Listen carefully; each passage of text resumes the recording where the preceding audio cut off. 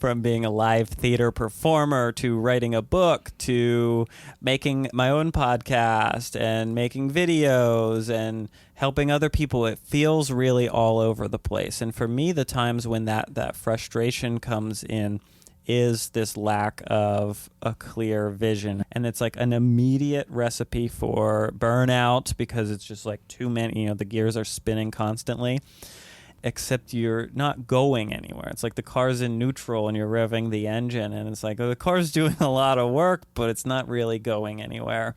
Yeah, and that's ultimately what we want to dive into today. You can't build a house without having a foundation.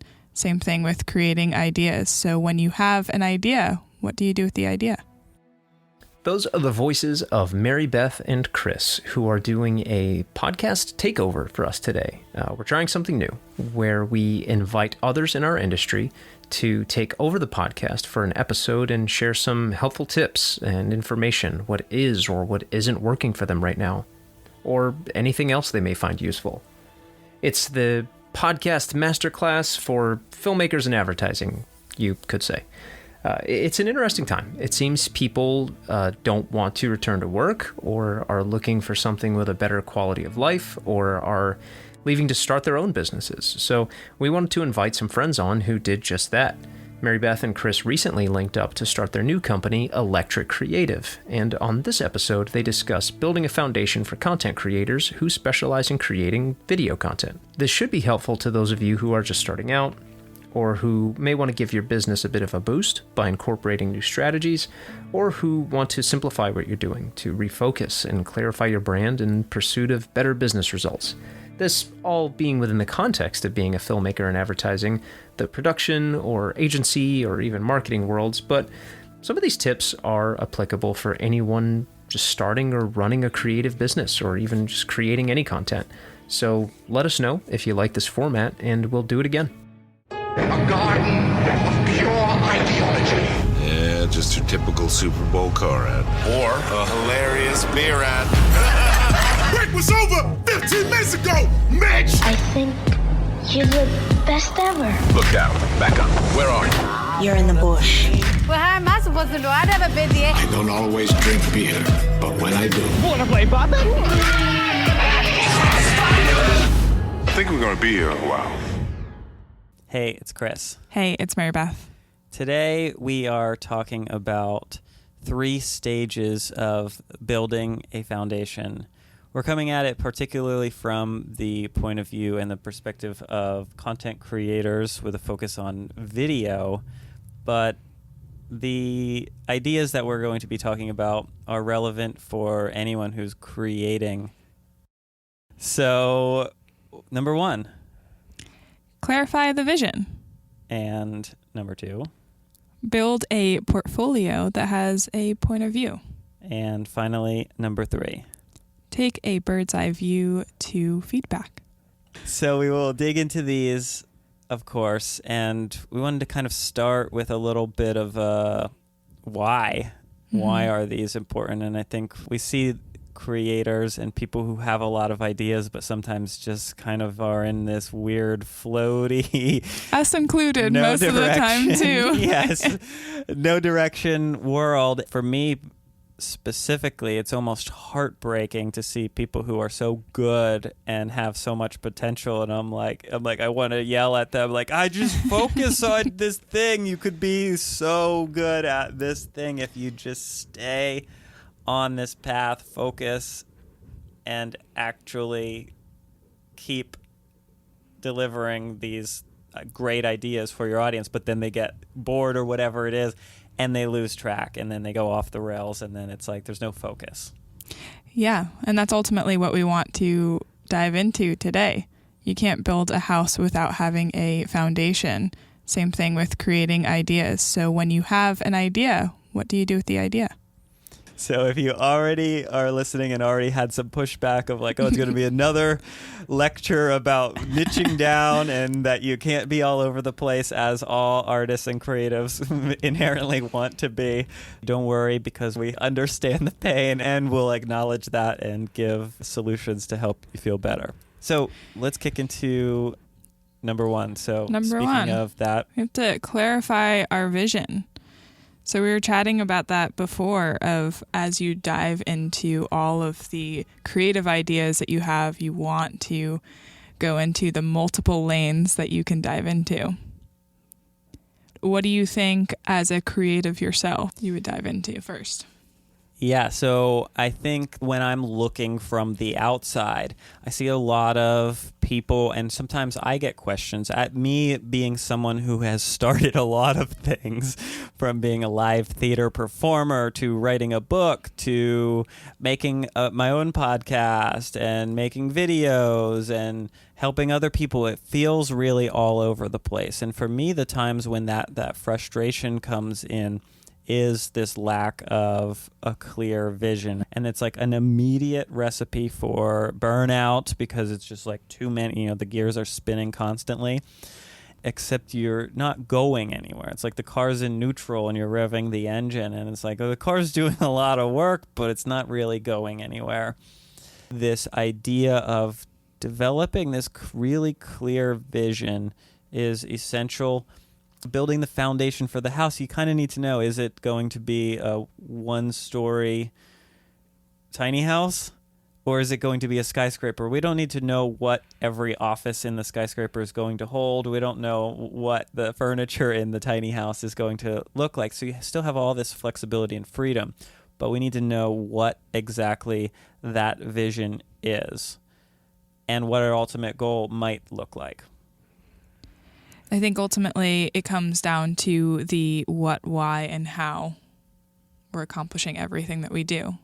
Starting first with a list of all of the concepts and all of the ideas that we want to pursue, and then deciding which ones are short-term, which ones are long-term, and most importantly, what are the most worthwhile.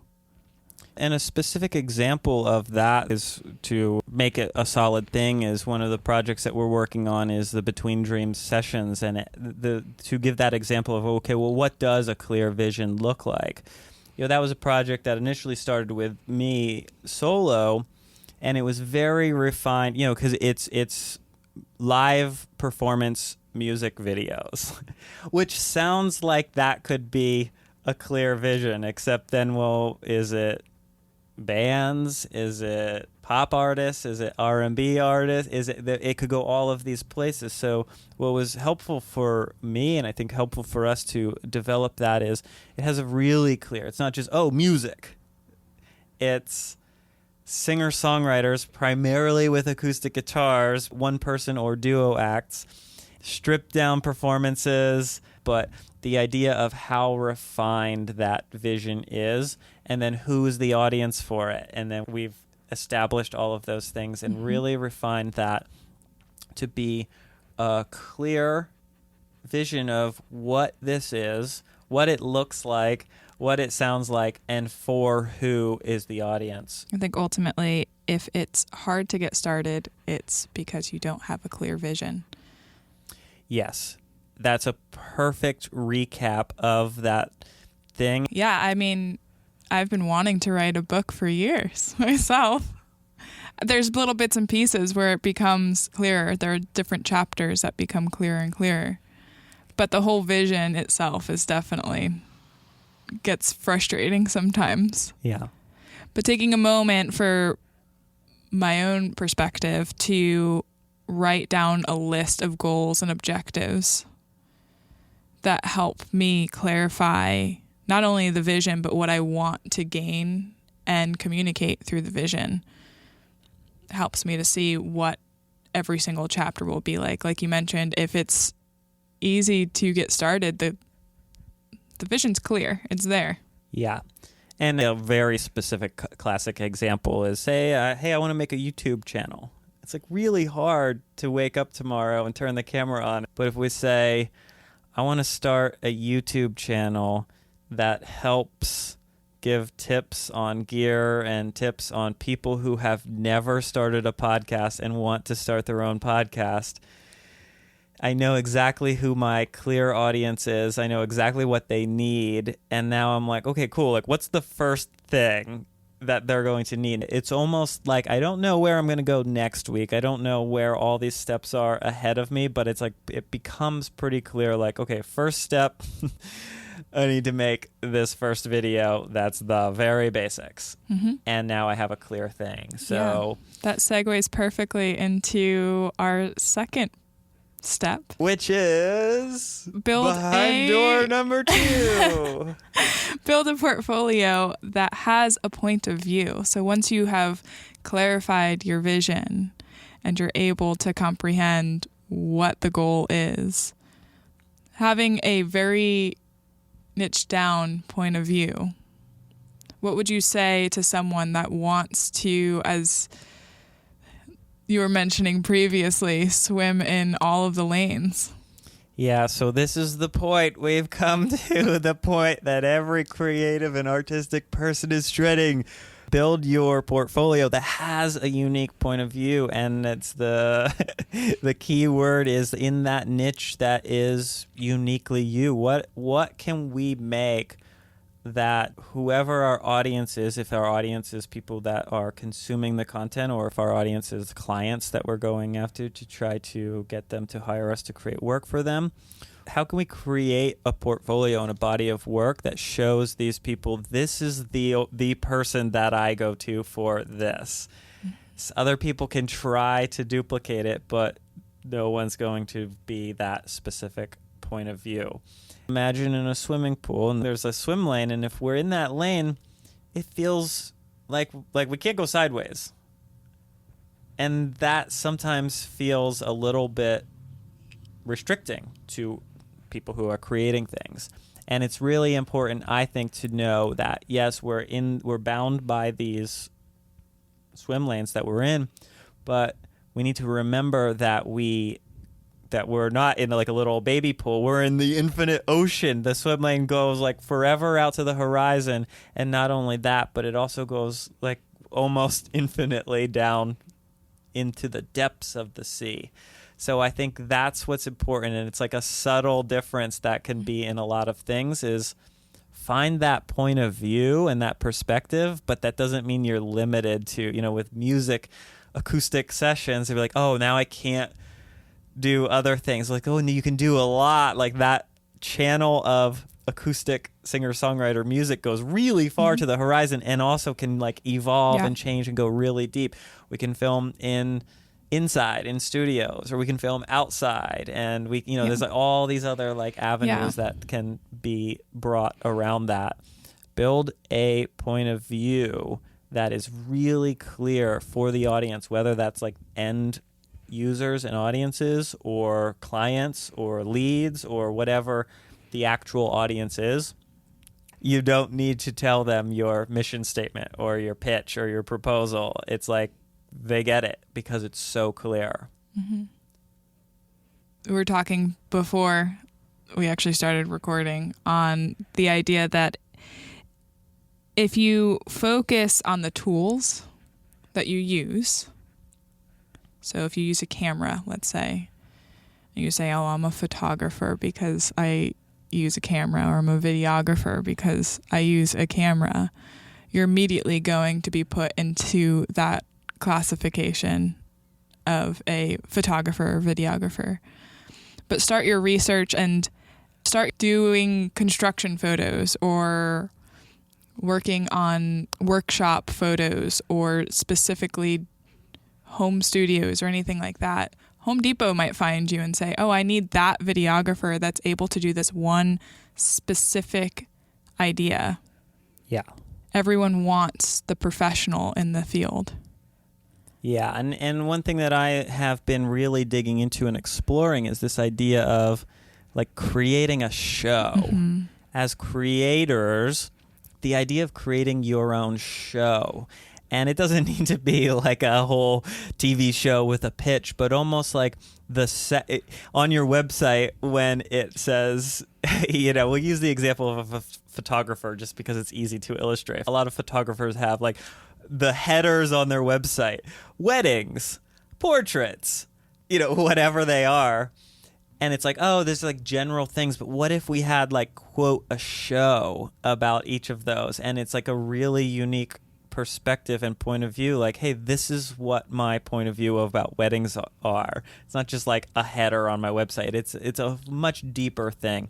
And I think to elaborate on the point that you mentioned, I was talking about, I was like, what if as a photographer or filmmaker, we make a quote show and I just feature DIY artists who use found objects to create really cool, unique, one-of-a-kind pieces of furniture.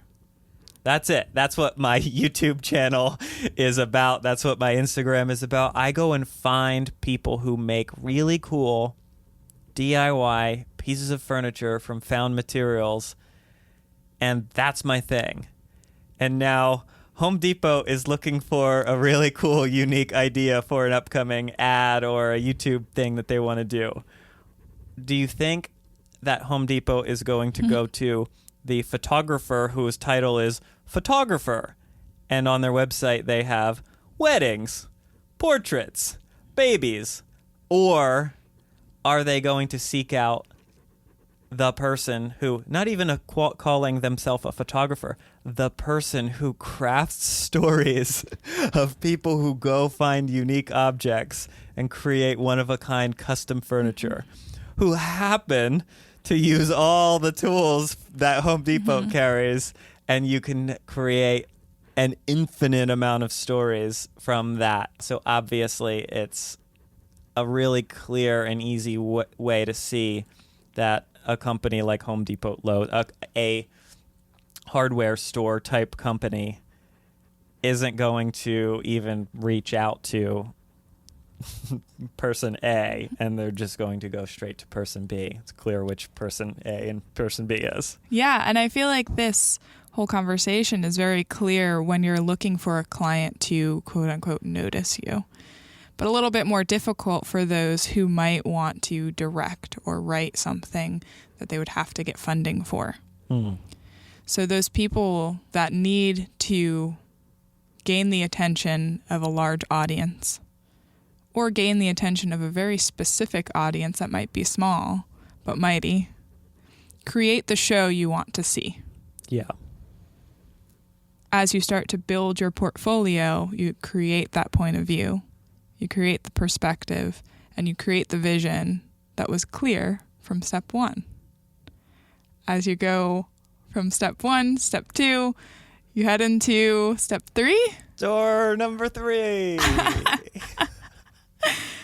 Take a bird's eye view to feedback. As you know, feedback is my game. Yes. I love to be able to give a pleasant view of feedback. As a audience member, when you're watching a movie, or you're watching a play, or any sort of performance, anything. The perspective of the audience has their view and their way of, hey, I experienced this as an audience. So when we're the person who's creating it, whether we're the actor on stage or the person who created it, we're seeing it through our lens, which is skewed, of course, by our point of view, our perspective. And that is where most people say, okay, well, there's two points of view. The audience walks away with a point of view, which is not the whole picture, obviously. The performer walks away with their point of view and their perspective, or the performer, the creator of the work that was displayed. So there's a third perspective in there. Bird's eye view. Yeah. So as we're looking at our projects and the finalized production, if you will, as a creator, you want to be able to look at your audience and say, what do you think? And as a creator yourself, you say, how does this feel for me to be able to release? Taking the bird's eye view, disconnecting yourself from your project, and being able to see, how does this meet the vision that I intended at the beginning? Did this achieve the goal that I was able to achieve, as well as the audience perspective, and then looking back at a bird's eye view? The key to that is one word which unlocks all of it, is the interactions. So it is really important, the creator's vision of and feedback of what happened. It's really important, obviously, how the audience sees things and feels and their feedback. Because the audience goes in with preconceived notions. They might know the actor in a commercial from a different commercial that they were in. The creator is seeing their dream vision, which is never exactly the way that the final product comes out. So from a third point of view that is disconnected from those preconceived notions, from the bird's eye view, that vision can see that interaction of the work and the audience interacting with that or work without having any of those preconceived notions coming into it. So they can actually see, oh, the audience is laughing at this part of this piece of content. Or they feel the audience is getting emotional. One of my favorite things is Walt Disney in the early days and in Snow White, the early screenings of Snow White. Walt Disney was always in the audience. And he wasn't watching the movie to see if there was mistakes in the movie or anything like that. He was sitting in the audience so that he could feel the audience's experience. So he kind of took the bird's eye view, but he flew down into the audience so that he could actually feel it. And that was the moment when he realized in Snow White, the first time in a cartoon, he was like, this is the first time a animated thing made people cry. And that was a really interesting thing, because he was like, I don't know if they're going to believe that this drawn character, it has human emotions. Because inside their bubble in the animation studios, they could be like, we think this is really good, but we have no idea. Not until he sat in the audience and got to see it on the screen and be with the audience. He was like, oh, it worked because I watched them interact with this. And that was a really powerful moment to see that he cared enough to be like, he didn't try to say, no, you're supposed to cry in this moment because you're supposed to feel humanly attached to this cartoon. He was like, no, we'll figure it out. We'll do whatever we have to do to make sure it works for the audience, not for us on the inside. Yeah, I think that's a really powerful moment to be able to take your project, whatever you're working on, be able to disconnect from the emotions that you want your audience to feel and insert yourself into their shoes, while also having that artist mindset that's directly correlating both of them together and trying to figure out what parts were hitting and what parts were not. And also seeing the ones that didn't hit, why. Mm-hmm. Sometimes we have to be harsh with our ideology and with what we thought was a real momentum to then be able to go back to clarifying our vision. I couldn't help but to think, I know we're not talking about stand-up comedy, but it's a great example of the process. Doesn't matter how funny we think the joke is when we're writing it in our notebook. We get to go out and say it in front of an audience and see how it works. And it's like a lot of little things. Maybe the joke is funny, but we said it too fast, or maybe we said it too slow. There's a lot of little things there, and elevating and watching those moments from the bird's eye view really give us a lot of that feedback that we need. And then we can use that to circle back to step number one. Okay, cool. People are really resonating when I bring my voice down and I can deliver this joke. And again, relating this to any type of filmmaking, when I do fast cuts, those videos get this type of response. Like people, I kind of like those fast, punchy cuts, but people are all resonating with my slow, emotional things. Yeah. Okay, maybe I need to go back to step one and really refine my vision, build my portfolio on top of that vision, and start collecting more data from seeing it from the bird's eye view. And then it's going to evolve. That's us going further down the line in our swim lane or going deeper into our swim lane. And it always is adapting and evolving and changing with our point of view because it's a cycle. Absolutely. And the best part about us specifically, point number 3, the bird's eye view, is the bird doesn't have to be you. Yep. you can find a great community of people who have similar visions and understand yours to be able to allocate that feedback where it's hard sometimes to disconnect our emotions from our projects and be able to interpret them through an audience perspective. So having someone nearby that you're able to have a mirror reflected directly back on your project will then be able to help you through every single one of those processes, clarifying your vision, finding a point of view, and then ultimately becoming the bird's eye perspective yet again. There you have it. All of our creative problems solved. I'm not quite sure about that one, but at least it's a good foundation when you start to build the world that you want to create. The goal of all of this is to have the ability to get started on this idea, whatever it is that we're working on, like today. Not, oh, I'm going to need to keep developing this idea for 10 years. Like, it might take 10 years to see it, but we can start on something now. And hopefully this helps to develop that clarity of, I don't know what stage number 3 is going to look like when I get, I don't have anyone to give this for feedback yet of this outside perspective. That's okay. Start clarifying the vision now. Start building the work, and then each stage progressively falls into place as it needs to. Absolutely. And for all of those who are listening, what do you do with your idea? You have to clarify your vision, and then you can start to develop your point of view. You're not limited, you're focused. Always. And be open always to feedback from the people who ultimately want what's best for you. That's 3 all. stages of building your foundation. Thanks for listening, and peace out. That's it. Goodbye.